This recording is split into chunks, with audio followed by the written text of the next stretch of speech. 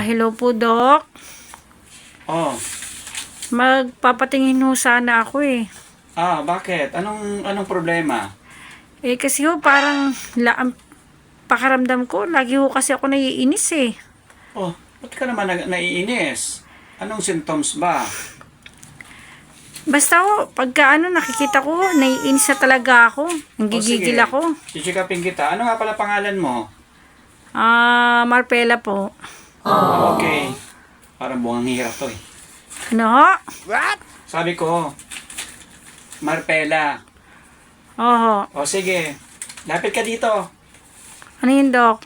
Chichikapin kita. Ito, Doc. Oh. O, sa kabilang mata. Ayun, Doc. Sa kabila pa. Ayun, Doc. Ay, nako. Grabe ang sakit mo. Ano Wala ho kang yun? walang lunas. Bakit ho, Doc? Dahil sa kakabunganga mo.